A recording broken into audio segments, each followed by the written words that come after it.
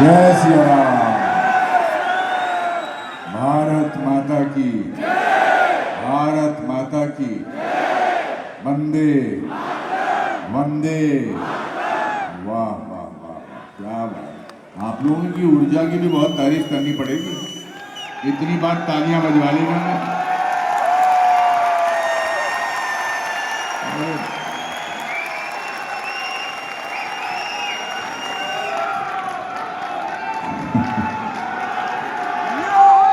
वाह वाह,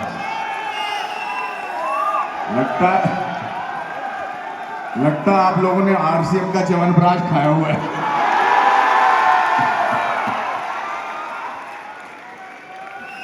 ओह, क्या बात है, बहुत अच्छा, बहुत अच्छे। एक तो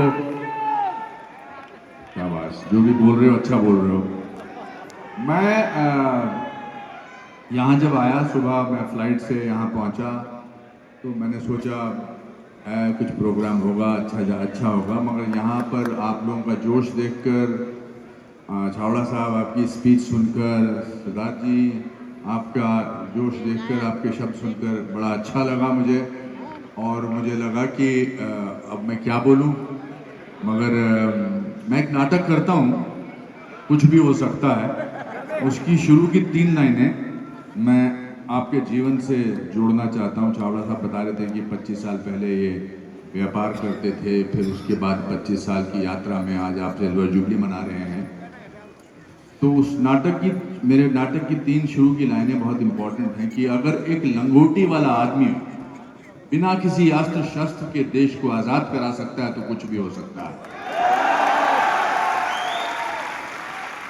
एक लड़का 10 साल का 10 किलोमीटर पैदल चलकर, नदी पार करके आगे जाकर वही भारत का प्रधानमंत्री लाल बहादुर शास्त्री बन सकता है तो कुछ भी हो सकता है। और 27 बरस जेल में रहने के बावजूद अगर नेल्सन मंडेला उसी देश का राष्ट्रपति बन सकता है तो कुछ भी हो सकता है। और अगर राबड़ी देवी मुख्यमंत्री बन सकती है तो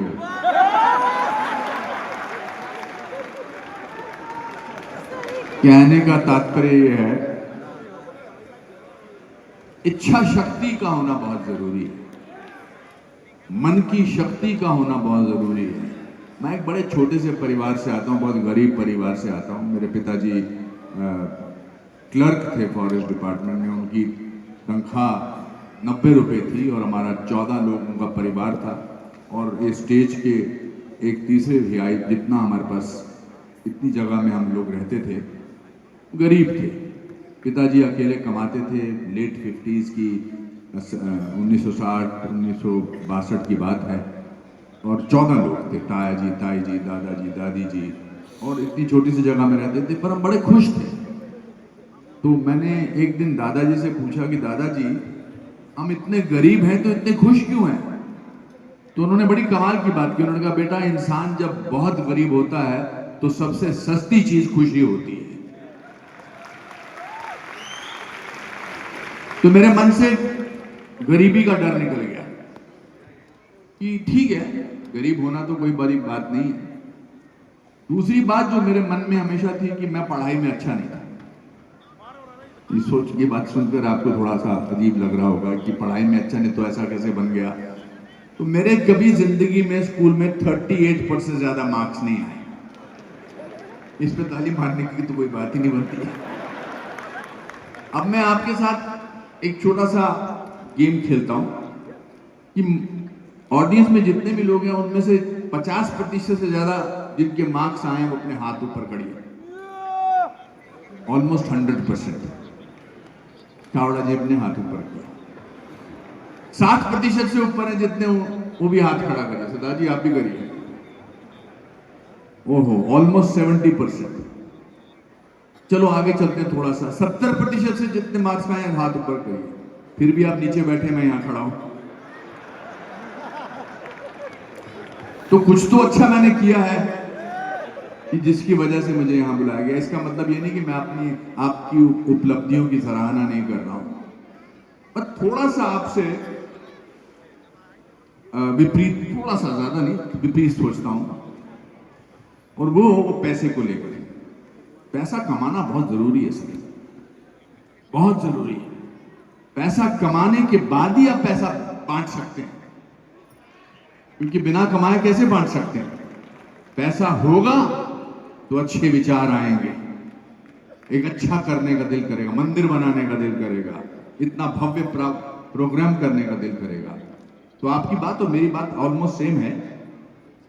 तो मैं जब मुंबई गया था आज से 45 साल पहले, हालांकि मैं नेशनल स्कूल ऑफ ड्रामा का गोल्ड मेडलिस्ट था, लेकिन रहने को जगह नहीं थी मेरे पास। मैंने बहुत सारी रातें रेलवे स्टेशन पर गुजारी, एक बेंच के ऊपर। और ये सच बात है, मैं इसलिए कह रहा हूं ताकि आप लोग सपने देखना ना बंद करें। आप लोग छाबड़ा साहब की तरह ऐसी जिंदगी के बारे में सोचें कि आप में से भी बहुत सारे लोग अनुपम खेर बन सकते हैं, छाबड़ा साहब बन सकते हैं।